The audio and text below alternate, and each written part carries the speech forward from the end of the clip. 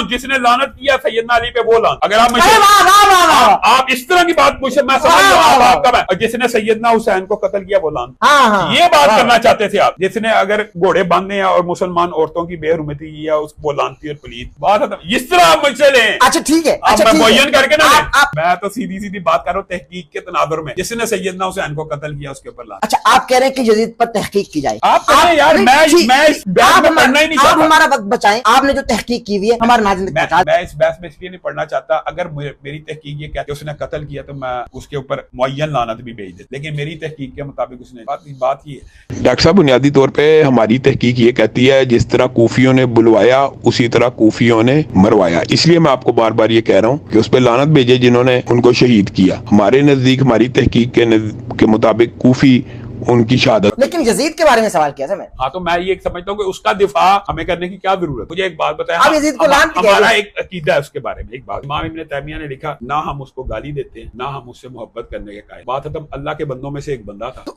अगर देखें अगर हम मोहब्बत नहीं करने के कायल तो फिर लानत तो कह दी नहीं, लानत भेजने के भी कायल नहीं। किस वजह से लानत भेजे? क्या नहीं किया यजीद? हाँ तो फिर यही मसले है। वाक़या हर्रा। चले आप ये कह दे करबला में नहीं किया, क्योंकि आपका आखिर मौक़िफ़ होगा कि करबला में वो था ही नहीं। वाक़या हर्रा भूल गए। मस्जिद नबी में घोड़े बंधवाए, अजान नहीं होती रही। हम तो ये असल में ये जो तरीही वाक़यात है इसके ऊपर हमारे आपको पता है अहले सुन्नत के माबैन ही एक पूरे का पूरा। लेकिन चूंकि बतौर तालिब इल्म बतौर साहबी मेरा काम है सवाल करना। आप सवाल करें। इन वाक़यात को हम तरीही एतबार से दुरुस्त नहीं ना समझते। अगर दुरुस्त समझते होते तो मजम्मत करते। ये जो एक कंसेप्ट निकला है कि फलां को लानती को या तबर्रा करो, ये इस्लाम में कहाँ है? तो मौला अली पर सब कुछ नहीं होता रहा। मुझे ये बताएं। फिर मैं सवाल करूंगा। ये भी झूठ है ना, ये झूठी रवायत। अच्छा ठीक है, लेकिन मैं आपको ये बात बताता हूँ जिसने लानत किया सैयदना अली पे वो लानत। अगर आप इस तरह की बात पूछे मैं समझ रहा हूँ और जिसने सैयदना हुसैन को कत्ल किया वो लानत। ये बात करना चाहते थे आप। जिसने अगर घोड़े बांधे हैं और मुसलमान औरतों की बेहरमती की है उसको लानती और पलीत बात। इस तरह आप मुझसे लें। अच्छा ठीक है, मैं मुअय्यन करके ना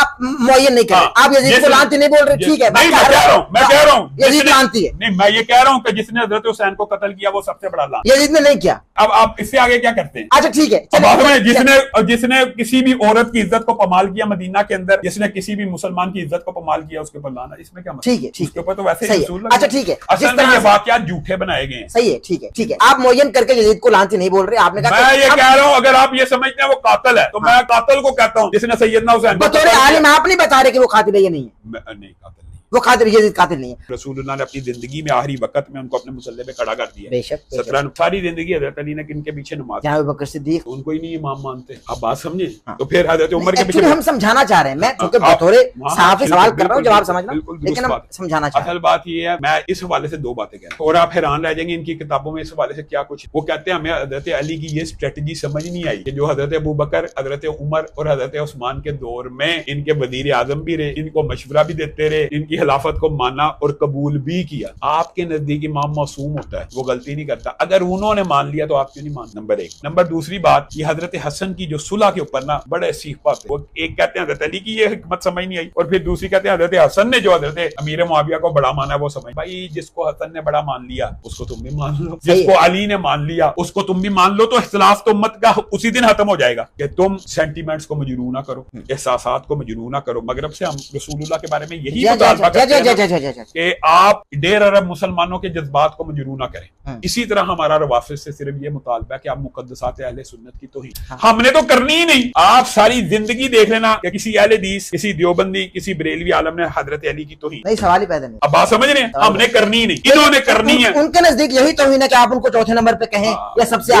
ये तौहीन उनके नजदीक, मैं बता रहा हूँ। उनके नजदीक यही तौहीन है और खुद वो गालियां देते और खुद वो ईमान को भी खारिज करते और वो तौहीन नहीं है। तो मैं ये कहता हूँ कि मुकद्दसात अहले सुन्नत का वो एहतराम करें, हम उनके मौकफ को स्पेस देते हैं। आपने अच्छा ये देख, अगर फराह दिली और उम्मत की अगर आसानी की बात करते हैं, आप हजरत अली को एक नंबर पे मानते हैं तो मैं आपको गन पॉइंट पे तो नहीं कह रहा ना मान। अब आप समझ रहे हैं? बेहतरीन बेहतरीन आप मानने, आप हजरत अली को मानने, अल्लामा साहब बेहतरीन। मैं आपको कोई गाली दे रहा हूँ? मैं आपको, आप हम अपने दलाइल दें, आप अपने। अरे बेहतरीन गुफ्तगू, बेहतरीन गुफ्तगू।